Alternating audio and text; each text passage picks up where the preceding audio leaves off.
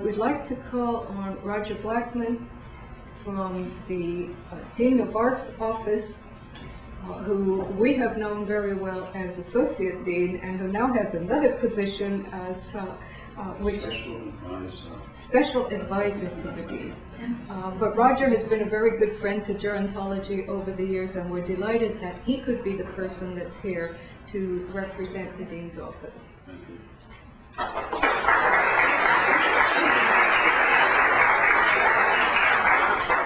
And no, I haven't figured out what the title Special Advisor means, but I'm working on it.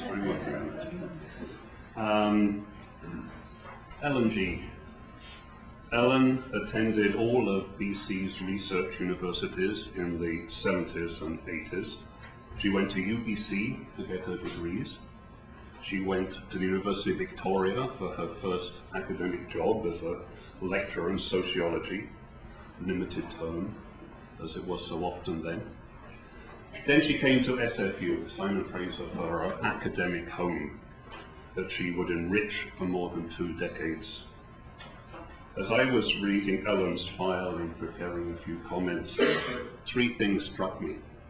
The first was the breadth of her professional contributions.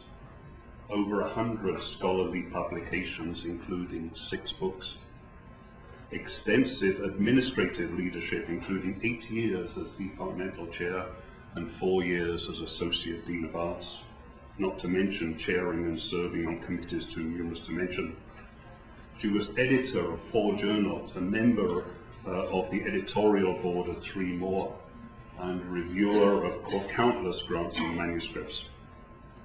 Second, I noticed the wide range of adjectives used by those who wrote and spoke in Ellen's remembrance last fall. Talented, trusted, valued, brilliant, compassionate, caring, supportive, respectful, and those were only the ones I found in one issue of the Gerontology Research Center newsletter, part of her professional family. She also had a cultural family, she had a church family, and she had a family. And all of those would have had differing adjectives, but similarly a broad range. The third thought that occurred to me was that despite her tragically foreshortened span, Ellen made more than a normal lifetime of contributions. The moral of that, to me at least, is that those of us who are being spared have much more to give. I welcome this opportunity to briefly review Ellen's professional career, and will finish it with a thought that in so many ways and on so many levels, she taught us a lot. Thank you.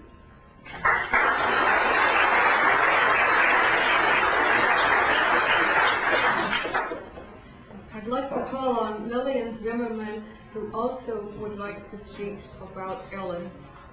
And Lillian was a friend as well as a colleague. Can everybody hear me without this? Or we need it. Okay, sorry, I just thought I'd try. Good afternoon to friends and to Ellen G's family who are here today. I would like to spend a few moments talking about Ellen G from a perspective other than her scholarly accomplishments, which are, to say the least, remarkable. We've just heard from Dr. Blackman about the breadth of these accomplishments, and they are also described on the back of your programs. I would like to present very briefly a more informal, personal perspective on Ellen, which comes from mine and others' experiences with her as a colleague and a friend. She was, as we have found her, personally supportive and exemplar as a mentor.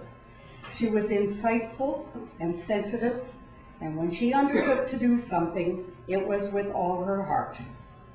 In my case, Ellen understood that one of my goals, given my lifetime background in adult education, was to make gerontological research findings available to a more general community who are not likely to read academic journals. To this end, she worked with me, with Gloria Gutman and others, to produce 4 John K. Fraser annual public conferences, and I should have recognized that Dr. and Mrs. Fraser are also in the audience tonight. The first of these was Rethinking Retirement, and subsequently, Who Cares?, followed by The Overselling of Population Aging, and most recently, Boomers Come of Retirement Age, What Are the Prospects? 2 of these conferences already appeared as books, and the 3rd is forthcoming. So I'm just trying to say that she backed us in trying to reach a more general audience, and I think we accomplished that. Ellen, of course, wrote and presented papers herself, and her paper to the Overselling of Population Aging Conference made clear another of her attributes, her deeply held principles. She was concerned with the effects of globalization and neoliberal agendas on aging populations. She deplored the scapegoating of older people and its negative effects. Apocalyptic demography, as she called it, and in her own words, quote, translate into the need for major cuts in social policies and programs, end of quote. And she went on to, as she titled it, deconstruct apocalyptic demography and what she called its, quote, ideological hue. Another example is her statement in a paper given in Japan, which will appear in the forthcoming book on boomer retirement, where Ellen referred to mandatory retirement as ageism, pure and simple. Ellen was one of those rare academics who understood the effects of social policies on the lives of everyday people as they were experienced by them, rather than just theoretical and in the abstract. I also want to mention, and this is the final thing I will say, that Ellen was a lot of fun. I'm going to close with a small vignette which concerned the 2 of us, and which portrays a lighter side of her. Several years ago, when airlines were more humane, I proposed that she and I travel to Edmonton, where her dear friend and colleague, Susan McDaniel, was to receive a prestigious award from the University of Alberta. At that time, the airlines offered a service which allowed senior citizens who required assistance to travel with a companion at next to nothing cost. I proposed to Ellen that we take advantage of this to get to Edmonton for the award ceremony, and she agreed. Well, you can just imagine the scene. Here was I trying to appear enfeebled and telling Ellen and poking her to grab my arm and to look like she was helping me as we shuffled towards the ticket counter. We could hardly restrain our laughter. Ellen G. was one of a kind: scholar, researcher, teacher, women's advocate, demographer, policy analyst, and gerontologist. She was a devoted wife, mother, daughter, and a true friend. She is and will continue to be sorely missed.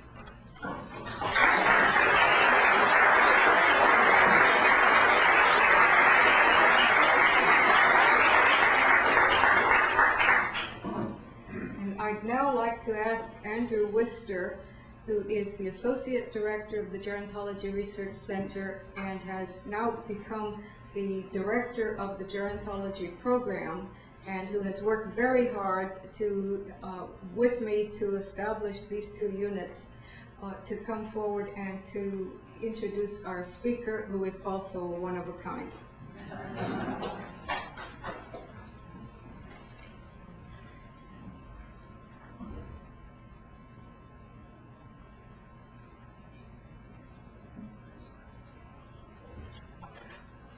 Welcome and good afternoon, everyone, and good morning and good evening to those people who are joining us from other time zones. It is my distinct pleasure to introduce to you today the first speaker for the annual Ellen G. Memorial Lecture, Dr. Robert Butler. Let me take this opportunity to share with you a few highlights of the career of our eminent speaker today. Dr. Butler is President and CEO of the International Longevity Center in the United States and is Professor of Geriatrics at the Henry Schwartz Department of Geriatrics and Adult Development at the Mount Sinai Medical Center in New York City. With Dr. Morieka, he co-founded the International Longevity Center in 1990, which studies the impact of longevity upon society and its institutions. There are now 5 such centers around the world. Let me take you back in time for a moment. You might be interested to know that Dr. Butler was the first and founding director of the National Institute on Aging, of the National Institutes of Health in the United States, and served in that capacity between 1975 and 1982. He was also chair of the advisory committee to the White House Conference on Aging in 1995. Turning to Dr. Butler's published contributions to research and knowledge, of which there are too many for me to summarize properly in this introduction, let me note a couple of these accomplishments. He was the principal investigator of one of the first interdisciplinary longitudinal studies of healthy residing older persons, which was conducted at the National Institute of Mental Health between 1955 and 1966, which resulted in the landmark book entitled Human Aging. Dispelling the myth that senility is an inevitable result of aging, Dr. Butler had a profound effect on our understanding of what constitutes aging, demonstrating that the consequences of aging are a function of the complex interplay of disease, social, and economic adversity intermixed with personality. In 1976, Dr. Butler won the Pulitzer Prize for his famous book entitled Why Survive? Being Old in America. He is also co-author with Dr. Myrna Lewis on the following books, Aging and Mental Health and Love and Sex After 60. Those are 2 different books.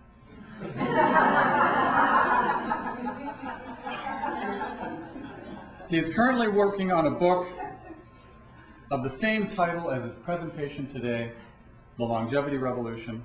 Without further ado, I give you Robert Bob Butler.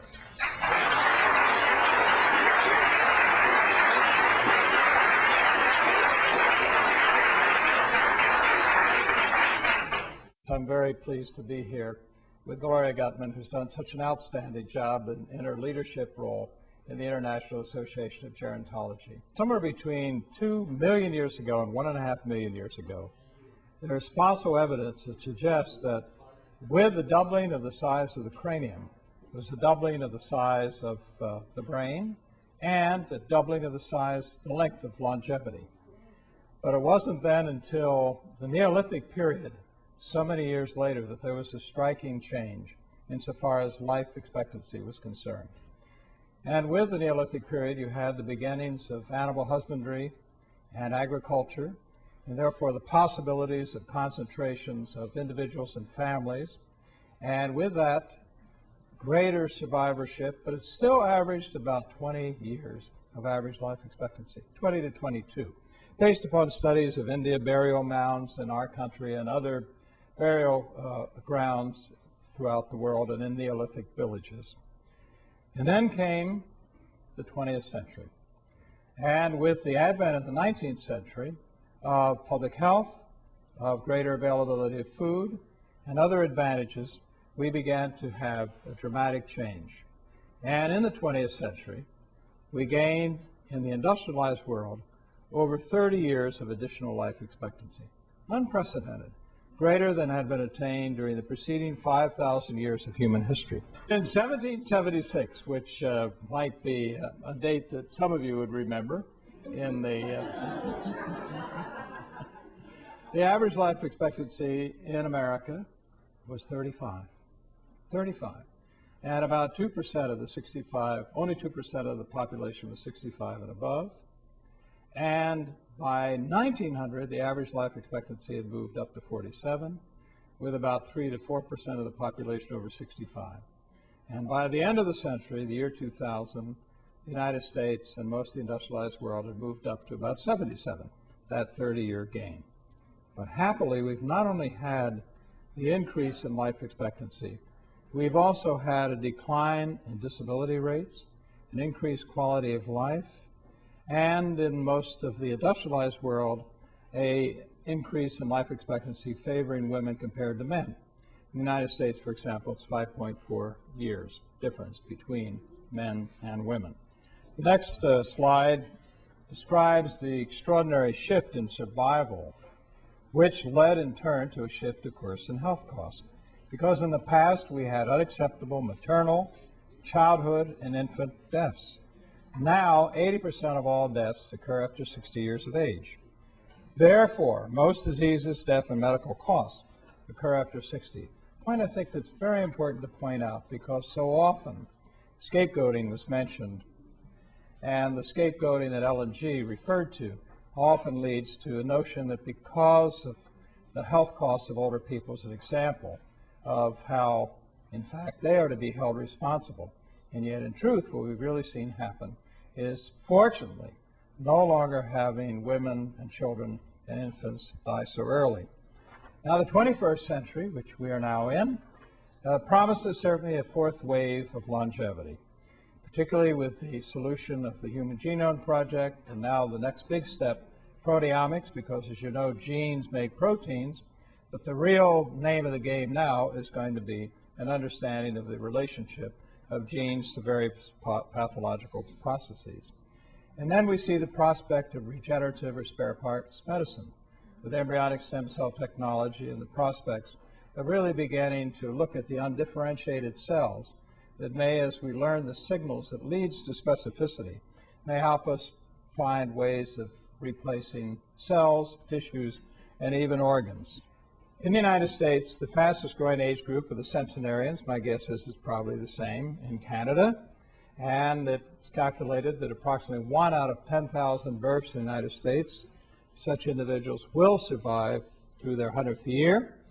And although classically the association is illness with age, in truth, centenarians have tended to be healthier. And while there are always those extremes that drive us physicians crazy, those who do everything wrong and somehow manage to survive and live, or those that do all things right and things go wrong, the mainstream really is that healthier people are the ones that survive. And there are even data that suggest from the New England Centenarian Study that those who are to become or do become centenarians, when you look back into their histories, they actually had late pregnancies, post-40. So as though they were aging slowly. That doesn't mean you should delay and have a baby in order to become a centenarian. It's retrospective. And there are data on the basis of looking at families with concentrations or clusters of centenarians that there may be some longevity enabling genes on the 4th chromosome. But perhaps most interesting of all is that 75% of centenarians really remained independent through their 95th year. Now, I have certain favorite centenarians, and I'll be brief about them. Morris Rockland has been used by me as an illustration for medical students for years. I first studied him between 1955 and 1966, between his 92nd year and his 100th and first year. And one of the last times I saw Morris, he complained about his physician, who said what doctors still do today when he came in to complain, Morris, what do you expect at your age? But what he was complaining about was pain in his right knee. And of course, the doctor said, what do you expect at your age? And Morris, who was very feisty, got up and said, now look here, doctor, my left knee is also 101. How come it doesn't hurt? And then there's Florence Mahoney, who with another great woman in America, Mary Lasker, really helped make the modern National Institutes of Health. They were extraordinary health advocates who would not permit any member of Congress or Senate or president to not be responsive to their demands that there had to be massive infusions of funds to understand the basic diseases that afflict so many people. Of course, not only the United States, but the world. And I'll refer to Hubie Blake later, but just leave you with a thought about Jeanne Calment, the French woman from Arles who died at 122, who at the end of one of her birthday parties, I think it was when she was 121, after the cake had been cut, there was a young journalist from Paris, because at that point journalists from all over Europe would come to see this remarkable woman, and he said to her with great hesitation in his voice, "I guess I'll see you next year." And she said in a nanosecond, "I don't see why not. You look to be in pretty good health to me." And so, as I say, we do have longevity genes, and they probably have protective effects and repair effects. And we do have model systems now to begin to look at longevity genes. And while we may seem a long way from yeast, we're not that far away from mice. And as I've already mentioned, we have the work of the New England Centenarian study of Pearls and Kunkel, to which I already referred in mentioning the suggestion that there may be, through linkage analysis, some evidence of genetic factors that are positive for longevity or robustness on the 4th chromosome. And if any of you have or are members of families that have centenarians, more than one especially, please, we would be very happy, and all we want is a little buckle, a little bit of stuff from the inside of your mouth and a life history, and that's all. Now, we had a poet in our country who was also a physician, whose rather Calvinist poem, The Deacon's Masterpiece, is often referred to by gerontologists because the concept is that this carriage will remain vibrant and active and capable until at some point in time, usually in excess of 100 years in his poem, then just sort of all at once falls apart. So that presumably is the goal of gerontology, keep us vigorous and healthy up to the very end. And we can increase life expectancy or longevity both by disease mission research and through primary aging research. And it's clear that a decision was made of a policy type back in the 50s, and I first arrived as a young scholar in 1955 at NIH, to really pursue what I could call the health politics of anguish. People suffer from cancer, from heart disease, from arthritis. And so the institutes at the National Institutes of Health were set up around specific disease missions, rather than the underlying basic biology of aging. In other words, the kinds of changes that occur in our bodies over time that predispose us to diseases of various sorts.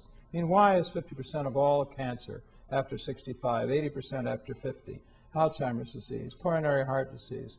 So many of the afflictions are and do dominate after the aging period. But aging is not just negative. There is positive growth, the growth of information and vocabulary and experience and perspective, so that we don't only want to think of the counterpart senescence with aging-related changes that adversely affect the organism. But they are, of course, powerful, and they do reflect, according to a variety of theories, either free radical damage, which may especially affect the mitochondria, which are the cellular organelles that are the power stations that are the energy system, glycation, which is the merging of proteins and sugars. But just to give you an idea how complex theories of aging are, when you study avian species, birds, they often have very high oxidative damage and very high glycation, and yet keep right on living. How come? We need to recognize the probability that there are multiple streams with respect to the character of understanding aging, including, of course, the telomeres, which are the little ends of each of our chromosomes, which are DNA sequences that become shorter each time a cell divides. And then, of course, the famous caloric restriction. The caloric restriction, which has to do with studies that began as early as 1935 by Clive McKay at Cornell, is now understood in the following way, that he found that by a 30% reduction of calories, but appropriate nutrition, not failed provision of nutrients and vitamins and so forth, but just a lower caloric intake, that as much as a 30% increase in life expectancy could be achieved. But we know that historically and through evolutionary times, there may have been a great need for survival techniques or reflexes that are built in from an evolutionary point of view in all animals.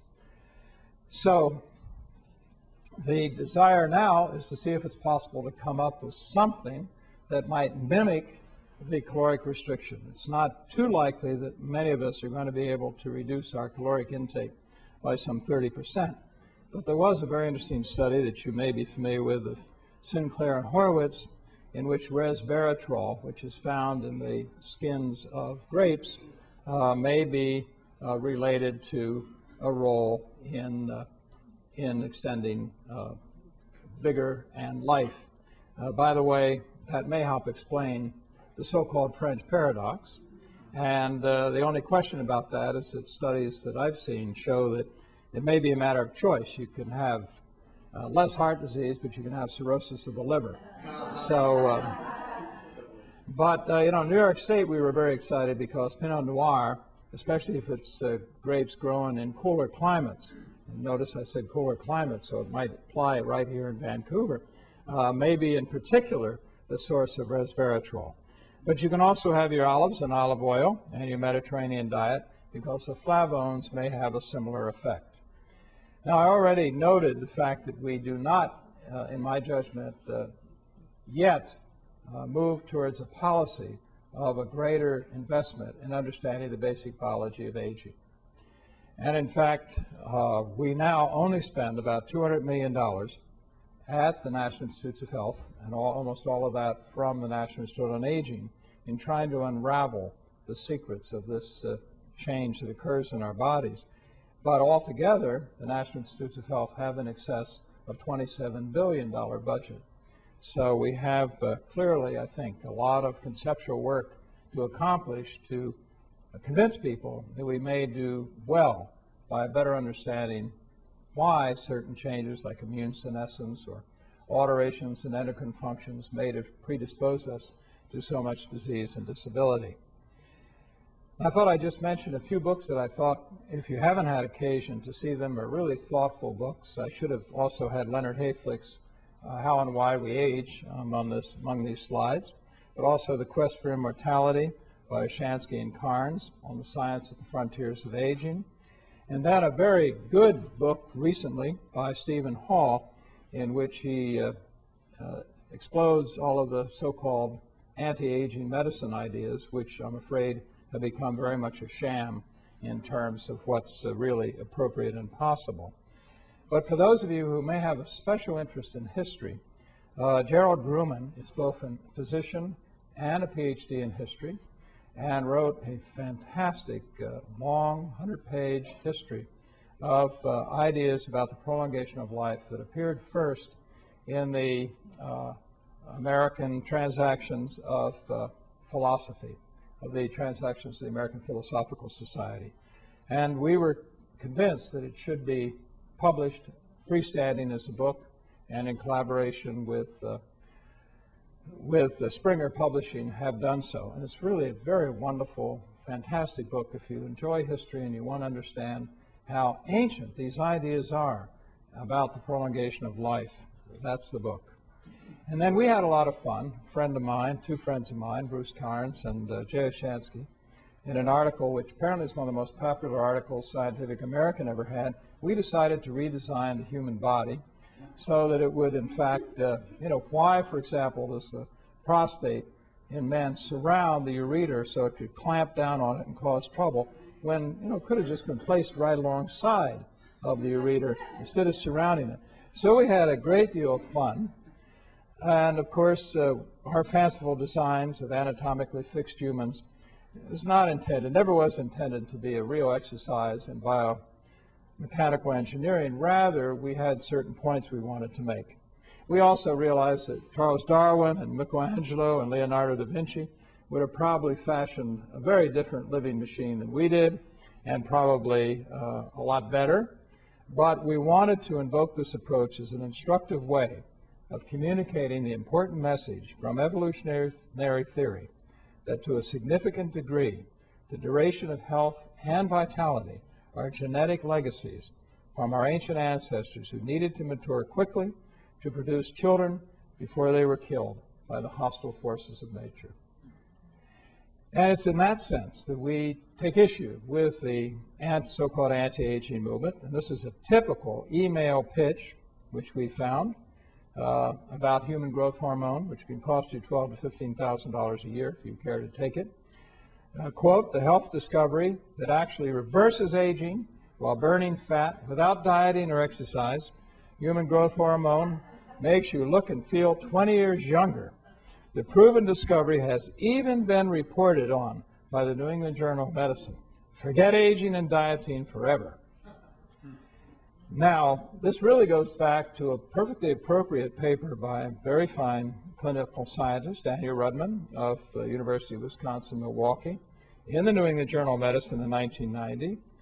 But in point of fact, it was a 6-month study. It did not do all the wonderful things that are claimed.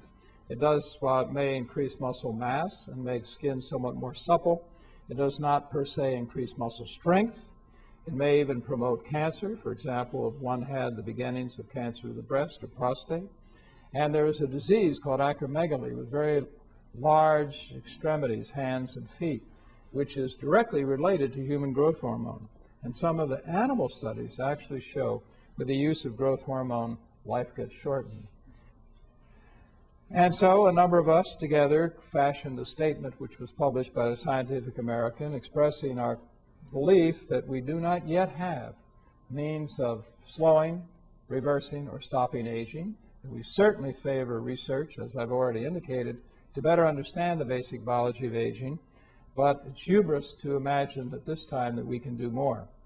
And I might add that our Government Accounting Office, which is an arm of Congress, has been investigating the anti-aging medicine folk, and the U.S. Senate Committee on Aging has as well. It really has become an industry, but we also, in bringing together a group of outstanding scientists, we looked at the extent to which we have biomarkers of aging itself. There are biomarkers of disease, there are biomarkers of longevity. If you have leukemic cells or cancer cells, or you have cholesterol levels, we know that has to do certainly with longevity. But we don't have the gauge of age. We do not have the blood pressure cuff of the actualities of aging itself. Now, you have your boomers just as we do, but it's important more and more as we see them careening towards Golden Pond, and our oldest is 57, which means that in no time flat, at 62 they can begin to collect Social Security 5 years from now, 8 years from now if they wait, and they can then also get their Medicare. But we realize more and more that there's been a tendency, particularly in the American media, to treat the baby boomers as though they were homogeneous, when in fact they're not. And most of what's written about baby boomers is really more accurately described to our bi-coastal, our east and west coast baby boomers who exercise, who want to be empowered, who are interested in New Age spirituality, and are interested in anti-age medicine and are taking androgel, testosterone, and so forth. In the great Midwest of the United States and in Georgia, Minnesota, and so forth, these are not the same baby boomers. But we do have a group that have been recently designated as rejuveniles, and they're between 18 and 49 years of age, and they are more apt to watch the Cartoon Network than they are CNN. They certainly suffer from a preoccupation with youth, and the average video game player is calculated to be 29, which is right in the middle of that age group. Now, one of the reasons that I personally have been very much concerned with the notion of anti-aging medicine is at the occasion of the founding of the National Institute on Aging in 1974, 75, 76. At that time, a predecessor group to the anti-aging crowd called themselves interested in life extension. But the truth was that practically undermined the existence of the National Institute on Aging, because while our Congress is not maybe to be, assumed to be absolutely extraordinary, nonetheless, there were those, like, for example, Senator Fritz Hollins of South Carolina, who said to me, I see no reason why I should support your institute, the National Institute on Aging, because there's just something crazy out there. These people that think you can, there's no scientific basis for that. Is that the kind of thing that you're going to get involved with at the National Institute on Aging? Well, now, at the beginning of the National Institute on Aging, I was given $12 million and 12 people. It's now about 450 people in a $1 billion institute, so it can survive the anti-aging medicine of today. But it really does take away a legitimacy from a scientific field that's beginning to really take off. And also, anti-aging medicine tends to undermine the development of geriatrics. And as you know, I think both Canada and the United States have some work to do in developing the field. Great Britain, where the mother of geriatrics, Marjorie Warren, a wonderful physician in the 1930s, helped create what now exists within each medical school in Great Britain. And that is a field that helps to address the many significant, multiple, complex, interacting psychosocial and physical problems that often affect older people who are 75, 80, and above. But in our country, we only have 5 departments of geriatrics in 144 medical schools. Now, I've been emphasizing the importance of genes, but also it's important to emphasize the importance of what we ourselves can control. About 25% of human longevity is heritable, according to the Danish twin study of Herxkin et al. In 1996. So that means that 75% is up to us. And in our country, I hope not in Canada, we are really experiencing an extraordinary behavioral epidemic. And I understand that other than the Tonga Islands in the South Pacific, we are now in the United States, I hope you're not the champions, the heaviest country in the world. And it's not only related to eating, but also to the sedentary life, sitting in front of computers, television sets, and the supersizing of the fast food movement, which has led to obesity, which unfortunately is highly related to hypertension, to coronary heart disease, to diabetes. We're seeing old age diabetes, type 2 diabetes, in children as young as 10 years of age, as young as 10 years of age. And that all leads to what we could call, although we're talking about the longevity revolution, to shortgevity. And we can do things, particularly as we found in one wonderful group that we brought together at a NIH-type consensus, that you can maintain healthy lifestyles, that there are social and behavioral data that demonstrate this, but it falls particularly in the arena of self-regulation, autonomy, having real feedback, and also having some fun, where it's not just seen as boring. And so there's not only the physical activity side, but also, of course, efforts to gain control through dietary diaries, which are much more difficult because it's so hard to really know and keep a record of your caloric intake. There are now also on the internet diet bloggers, which might be of some use.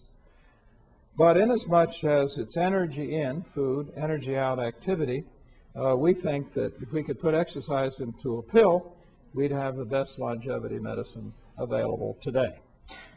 And so some 7 years ago, I was in Japan and became aware of a Dr. Hatano, who had done some very precise and excellent studies, which led to that word MAMPO, which means 10,000 steps. He found that those who maintained 10,000 steps per day, or at least as a goal, would either maintain or lose weight. And of course, it gives you power and control. So I have my little step counter. And also I have a walking club. Any of you who are in New York, just meet me on Saturday and Sunday morning at 7 o'clock in Central Park at 6.2 miles, which will give you your more than 10,000 steps. And I would like to see this become a national effort in all countries, a national walking club effort, because it costs no money other than buying shoes. It doesn't require belonging to a health club. You can do it with partners, you can do it in families, you can do it by neighborhood. It increases quality of life, it's going to cut down costs. And of course, we've actually found, originally when I came back from Japan and decided to make these available, I gave them, frankly, as gifts to donors to our nonprofit center. Until so many people asked for them, we now actually make them available. So this is not meant to be a total advertisement. You can look on our website, and they're great presents for holidays and Christmas and Hanukkah and St. Valentine's, Thanksgiving. And then I began to look into the history of it, and I was fascinated that Leonardo da Vinci had developed a pedometer using the effect of ambulation in terms of a pendulum, and that our very own Tom Jefferson brought one back from Paris. And we have sold them to the Cleveland Clinic, which is a famous clinic with respect to heart disease. And our own National Academy of Sciences Institute of Medicine has bought them from us for all of their employees, which I thought was terrific. And people can change, so we cannot get into the mode that somehow or other it's hopeless, that we're going to remain forever overweight. If you look at the events between 1964 and today, the utilization of tobacco has fallen from 45% to 23%. I wish it were zero, but that's still a pretty distinctive change, which does show that it is possible for humans to change. But we not only want to be thinking of the physical side, but also of intellectual function, and to increasingly realize that with the prospect, particularly in Europe, where declining birth rates and the increasing aging of societies is occurring, that we're going to have an aging workforce. And with an aging workforce, we are going to need to be concerned about intellectual health. This is no longer societies that are based upon muscle. They're societies that are based upon intellectual function.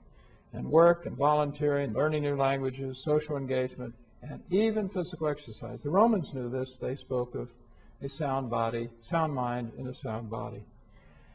And so we have, I think, with this increasing longevity, a new kind of old age of opportunity, vitality, energy, mobility, lucidity, and health.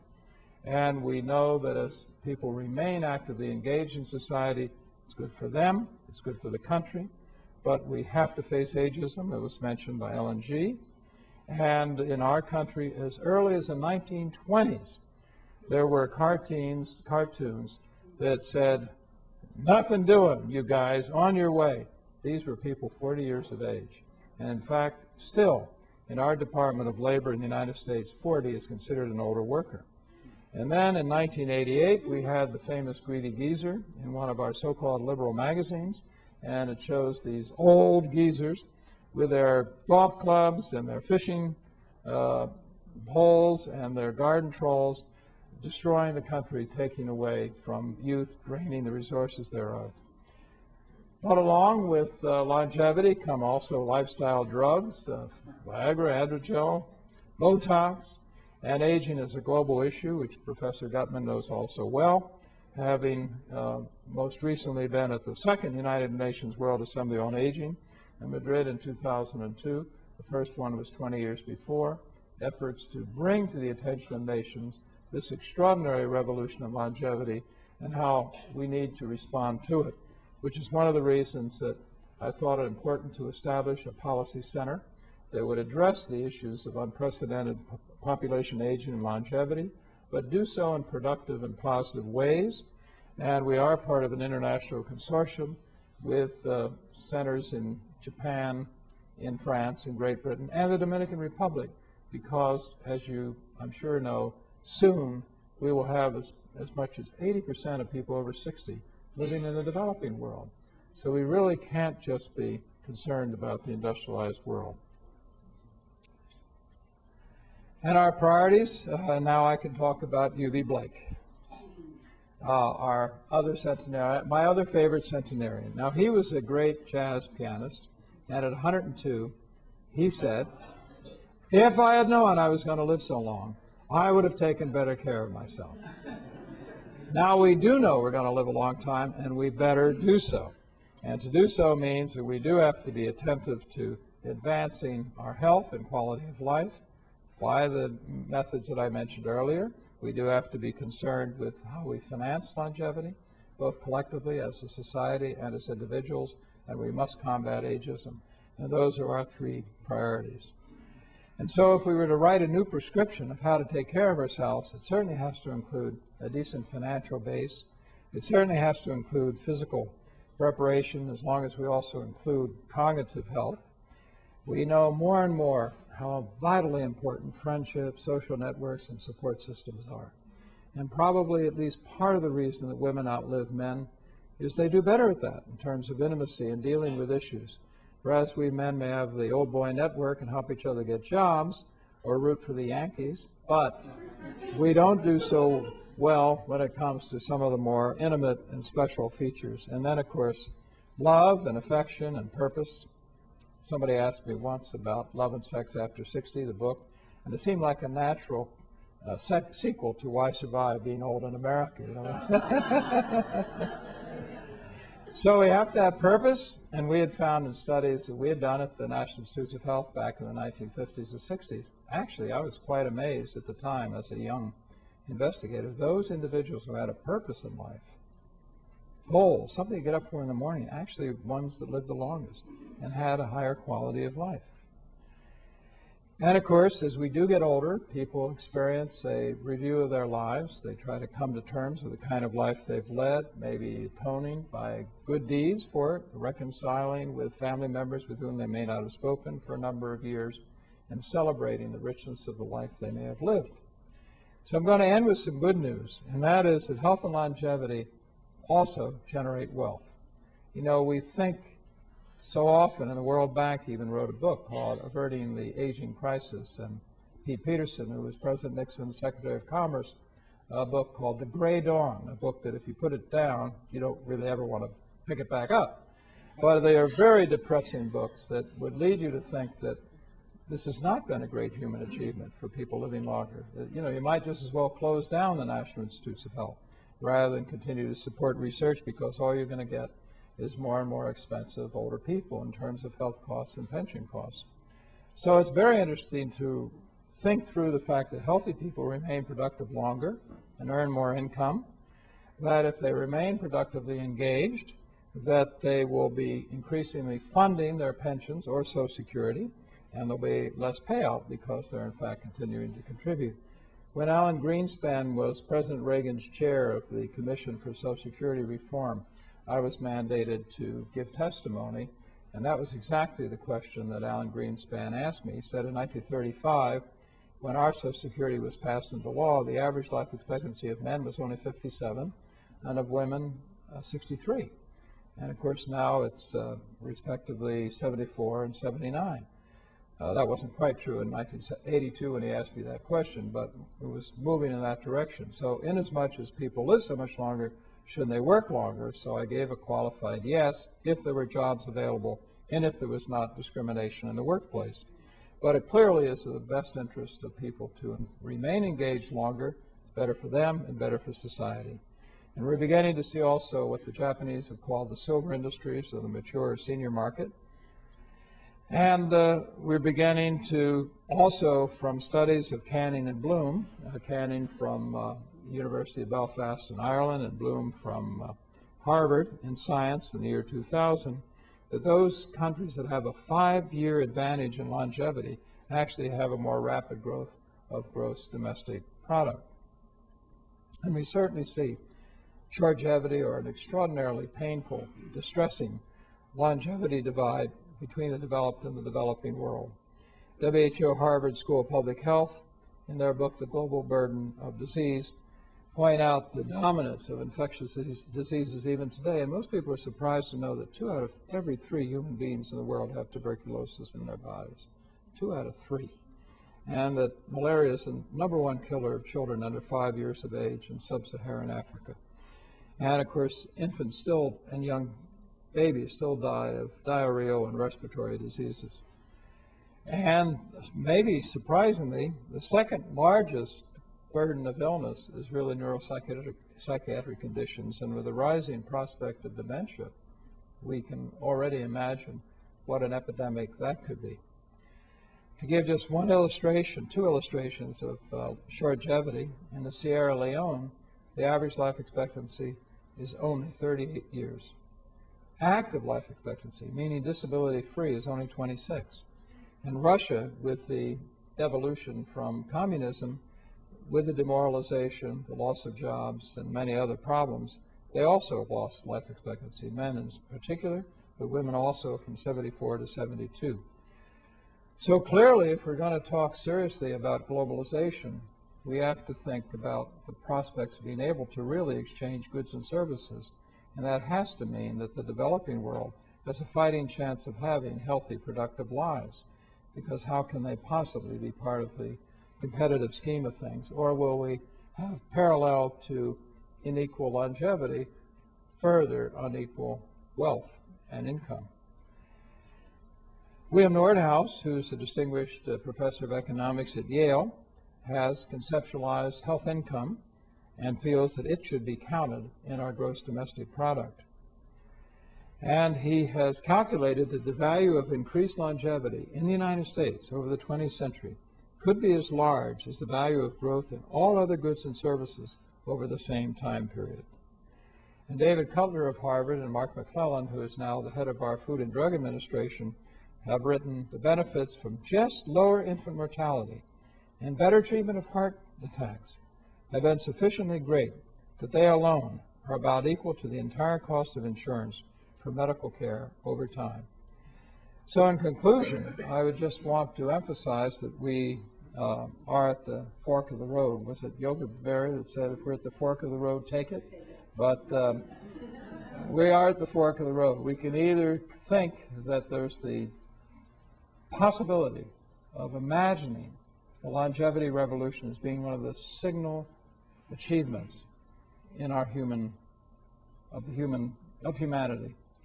and that it is likely, if we properly invest and feel we should, to continue to do so in the 21st. Or we can take the much more pessimistic assumption that we're not able to be adaptive and make adjustments. I think we can make adjustments. Just in the United States alone, we developed Social Security systems in 1935, Medicare, incomplete, not universal. We have family agencies, we have a National Institute on Aging, we have an Administration on Aging, we have a variety of private as well as public pension systems, occupational pensions. All of those are really various adjustments that have been made already in the 20th century. So my own conclusion is that we're very blessed to have an opportunity to celebrate this improvement in longevity, to rescue children and mothers from early deaths, and to be able to have a final chapter in life that can be enriching and celebratory. Thank you very much.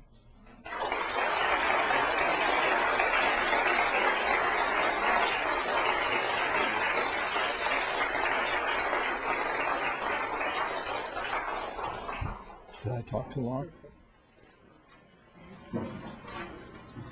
We have time for one or two questions. Is there anyone who would like to direct a question or make a comment to Dr. Butler?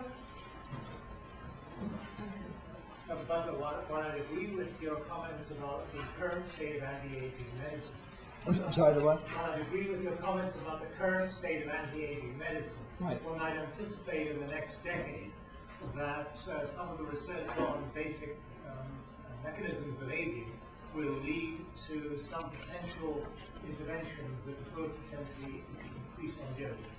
Yes, I think so, and I'm obviously very, I think I still have the microphone. Okay. I'm obviously very positive towards aging research. I would hope that it might get renamed. The Japanese call their institute the National Center of Longevity Science. And the reason I also don't like anti-aging is it sort of, again, kind of fulfills an ageist concept of being negative towards a period of life. So I would hope that maybe we will not only make progress such as you suggest, but also call the field longevity science. Any other questions? I was wondering if you would comment a little bit on the effects to others of having so many people who are now living such a longer life. In other words, if there was a society where people died at age 40 or 50, right. And now, what is the effect on the others in society now having all these older people within their society? How does that?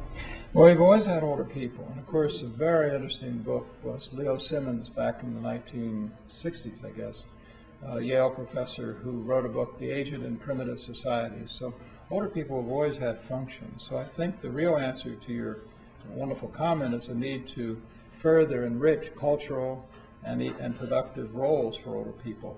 Certainly the intergenerational strategy and values of older people are enormous, and we haven't yet fully made use of this resource. You mentioned that part of your new prescription was social networks.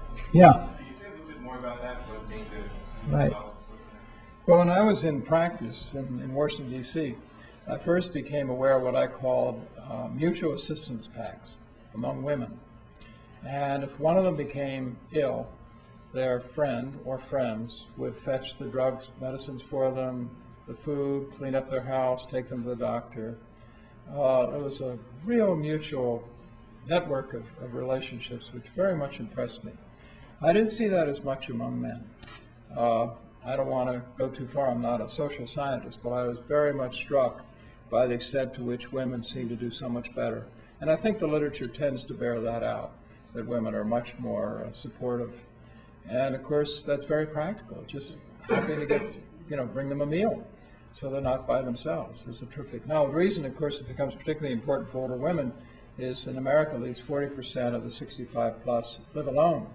So they really need to have a social network because they're alone. If you happen to be successful in getting more people living 100 and more, what can you envision the impact of such a movement on economics and the social structure of the society in the future? Well, we'll certainly go through great transformations, I have no doubt. And, supposing we were meeting and it was 1900, and we had an average life expectancy in Canada and America of under 50, and you were asking me this comment, what are we going to do? What's going to happen when we have 60-year-olds and 65-year-olds? So I think a lot of it is quite relative. And if you go to Sierra Leone, with an average life expectancy of 38, 60 could look very good. So I think, the human capacity to transform and to adapt, I think is with us. I'm not sure we're going, again, going back to the interesting question about science, I don't know that we're going to suddenly have, 100% survival of people into centenarians, but certainly the idea of society having to adapt and transform itself with respect to a growing proportion of older people is already going on. Okay, we'll take one more question. Dr. Butler, you coined a phrase or made popular a phrase called ageism some 30 plus years ago. Are we making any progress in dealing with that phenomenon?